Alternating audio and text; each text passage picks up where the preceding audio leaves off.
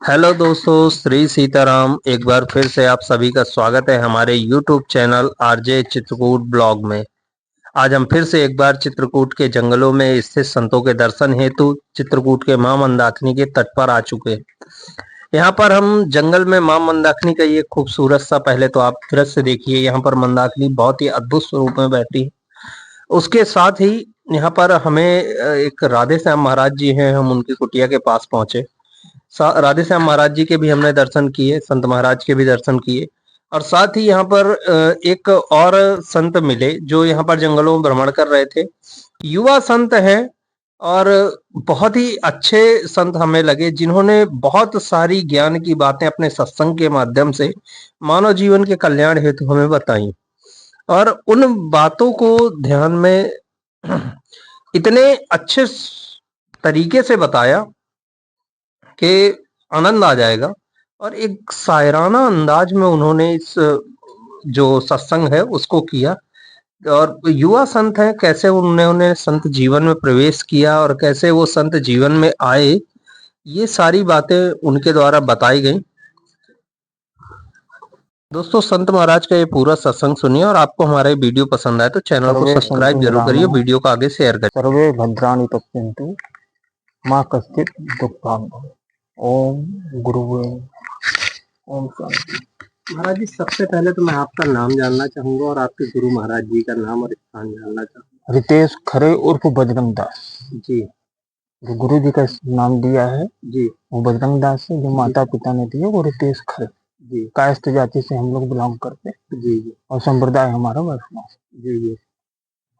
गुरु महाराज जी का नाम हनुमान दास जी महाराज। हनुमान दास जी महाराज। गुरु स्थान का महाराज जी कुमार को महाराज जी, इस जो संत जीवन है या इस तरीके वैराग्य है, तो क्या इस किसी स्थान पर रहते महाराज जी? कोई स्थान निर्धारित है आपको, कोई आश्रम है, ऐसे भ्रमण वाला?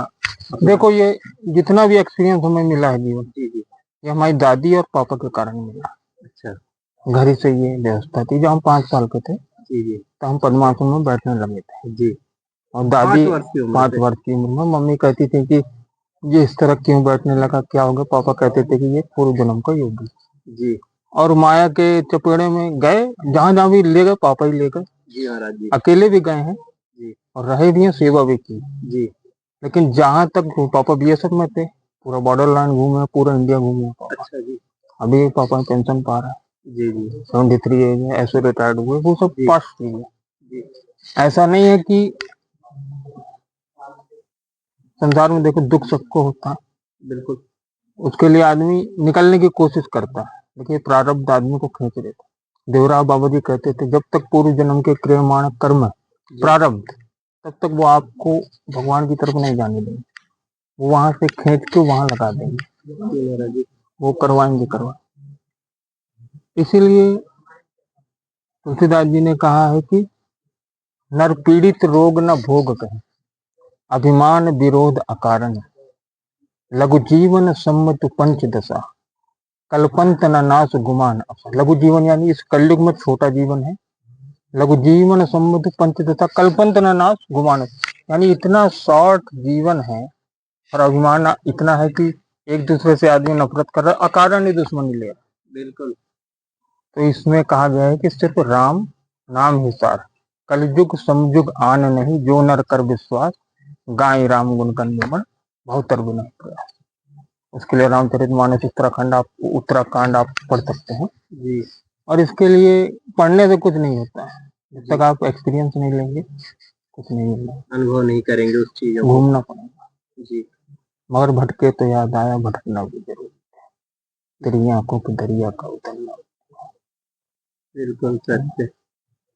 वो तो बहुत पुरानी गजलें हैं कि चुपके चुपके रात दिन आंसू बहाना। जब ब्रह्म ज्ञान होता है तो उस परम पिता के लिए जो संत होता है वो अकेले में आंसू बहाता है।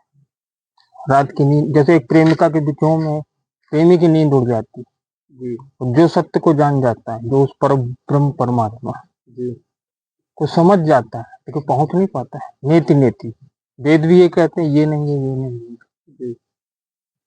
तो उसके लिए प्रयास करना चाहिए। आप अभी से शुरू करोगे नाम जब, किसी न किसी जन्म में आपको मोक्ष की प्राप्ति हो जाएगी।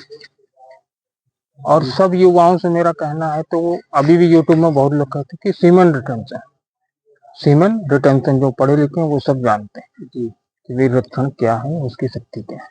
जी जो साधक हैं उनसे आप जाके पूछ सकते। स्वामी विवेकानंद ने कहा ब्रह्मचर्य ही जीवन, फिर ब्रह्मचर्य से ही रहना ही ब्रह्मचर्य ही जीवन है, जी लेकिन उसको कोई समझ नहीं पाया। जी ओशो ने तो 650 टॉपिक पर बोला था, जी लेकिन एक ही प्रोसेस की प्रोसीड कर रही है आज की न्यू जनरेशन। 650 किताबें पढ़ के तो देखो, 3500 कैसेट है उसके। कलयुग में सिर्फ नाम, सभी संतों का एक ही मत है कि नाम जप ही कलयुग में सारी, कलयुग जोग न जग न ज्ञान, एक आधार राम गुण गान। जी सब भरोस तज जो बज राम है, प्रेम समेत पाव गुण ग्राम है। बस गुण ग्राम है यानी मोक्ष, लिबरेशन, भाव सागर। इस कलयुग में ना जोग है ना जग है, सिर्फ नाम, राम राम। सांसों की माला में सुमरो में है, जो भी सांस जाती है राम राम। क्या जाने कब वो अंदर से रुक जाए बाहर रुक जाए, क्या ठिकाना, एक सेकंड में निकल जाते हैं। इसीलिए हर सांस में राम का नाम होना चाहिए। हाँ। संतों का यही मत है महाराज जी। आप तो लगभग कितने वर्ष हो गए महाराज जी इस संन्यास जीवन में? जीवन तो यार मम्मी के बाद एक्सपायर होने के बाद अच्छा, बुरांकों को 14 साल की उम्र। लेकिन पढ़ाई भी की, नौकरी भी की, सब की। नौकरी भी की महाराज जी? हाँ, पार्टनर भी थी अपनी, वो भी चली गई, वो भी आध्यात्मिक लाइन में गई है। अच्छा, लेकिन अब उनसे कोई संपर्क नहीं होता, जब तक साथ था तब तक था, अब वो अलग। मतलब विवाह भी किया था? नहीं, विवाह नहीं, जी, सिर्फ दोस्ती थी। मित्र थे। हाँ, मित्र। वो भी मतलब कथा आदि की हाँ हाँ, मार्ग में। बाकी हम बाल ब्रह्मचारी नहीं है, लेकिन जी। हाँ ये है कि साधना कर रहे हैं। जब जागो तभी सवेरा हाँ वाला। हाँ, ये है। अगर अभी बच्चे जग जाएं, यानी आपको पहले, उसने कहा है कि अगर मोक्ष तक पहुंचना है तो पहले संसार से होते हुए जाना पड़ेगा। जी महाराज जी। स्त्री स्त्री फर्स्ट सीढ़ी है मोक्ष तक पहुंचने की। जब तक उसको नहीं समझोगे, मूलाधार चक्र वही तो है। अभी बहुत गहराई वाली बात है, अपनी बॉडी में चक्र कितने होते हैं। जनरली विद्वान लोग, समझदार लोग यही जानते हैं कि 7 चक्र होते हैं। जी महाराज जी। टोटल 109 चक्र होते हैं बॉडी में। जो कुछ 12 चक्र होते हैं जो राशि को कनेक्टेड होते हैं, 9 चक्र ग्रहों को कनेक्टेड होते हैं, और 7 चक्र मेन होते हैं जो बॉडी को कनेक्ट करते हैं। अब 7 चक्र ज्यादातर लोगों को आजकल यूट्यूब के माध्यम से जानकारी होगी, लेकिन फिर भी हम बता देते हैं। पहला, पृथ्वी तत्व को जो संबोधित करता है वो है मूलाधार चक्र। जी महाराज जी। फिर उसके बाद स्वादिष्ठान, जी फिर मणिपुर चक्र जहाँ आत्मा रहती है, जी फिर अनहद चक्र, फिर विशुद्ध चक्र, जी फिर आज्ञा चक्र, जी फिर सहस्त्रार्थ। ये 1000 पंखुड़ियों का ये होता है। जब साधना करते करते चेतना यहाँ पहुंच जाती है, जिसे कुंडलिनी शक्ति पूरी कहते हैं, 7 चक्र भेद कर, तब वो डायरेक्ट ब्रह्मांड से एकाकार हो जाता है साधना। लेकिन ये साधना समाज में रह करके नहीं की जाती, इसके लिए एकांत और गुरु का सानिध्य जरूरी। गुरु का सानिध्य बहुत जरूरी है।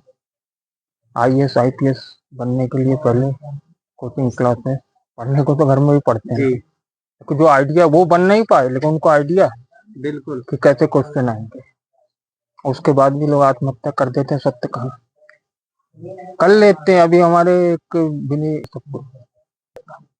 आप ग्रस्त में रहिए लेकिन सत्य को जानिए, जितना हो सके भगवत गीता पढ़िए, और जो भी प्रभु को आप मानते हो, शिव को, राम को, वैष्णो देवी, कृष्ण जी, एक इष्ट बनाइए, नाम जब शुरू कर। आप देखना आपके जो स्ट्रेस हार्मोन्स है, जो नकारात्मक ऊर्जा, वो खत्म होने लगेगी, पॉजिटिव एनर्जी आने लगेगी। और जितना हो सके कम से कम 1000 बार कपालभाति सुबह, और 100 बार अनुलोम विलोम, 3 बार भ्रामरी, और 3 बार उद्गीत प्रत्येक युवा साधक को करना चाहिए। तो प्राणायाम क्या है? जी महाराज जी। देखिए, करने से होता, कर्मंडवाधिकारस्ते मां फल सुखदाते, मां कर्म फल हेतु भूर माते संगोस्त कर्म, तेरा कर्म में अधिकार, फल देना मेरा काम। कपालभाति का भी रिजल्ट 3 महीने बाद मिलता है। और कैंसर का पेशेंट अगर 4 घंटा बराबर करे रोज, तो कैंसर ठीक हो जाए। लोगों की गोली निकल चुकी है, प्रमाण है। आस्था चैनल देखिए, आस्था चैनल में रोज मिलता है प्रमाण। 8 बजे शाम को भी शुरू होता है, सुबह 4 बजे से भी शुरू होता है। मंथन अब चैनल है उसको समझिए, मंथन अब है क्या, नमस्कार भारत देखिए, जो अपने वैदिक परंपराओं से संबंधित जो चैनल चल रहे हैं उनको समझिए। वेद क्या है, क्वांटम फिजिक्स क्या है, क्वांटम फिजिक्स कितना डायमेंशन है, कुछ समझते हैं आप लोग? नहीं महाराज, वेद कितने? वेद तो 4। और माला में 108 गुड़िया क्यों होती? इसके बारे में तो ज्ञात नहीं महाराज जी। राशियां कितनी होती? राशियां 12। ग्रह कितने होते? 9। गुणा कर दीजिए इनको, 12 का 9 बार करिए, कितना होता है? 108 है। वो है डायमेंशन जी। वेदों से निकला वो डायमेंशन। और मिद्दत हृष्टापन उसमें, but unfortunately somebody is not getting a single drop of quench of Confucius में लिखा है, ऑथर थे बहुत बड़े दार्शनिक। इट्स वर्ल्ड, इस संसार में प्रत्येक व्यक्ति समुद्र की सी प्यास लेकर के पैदा होता है, परंतु उसको दुर्भाग्यवश एक बूंद भी उस प्यास को बुझाने के लिए नहीं मिलती,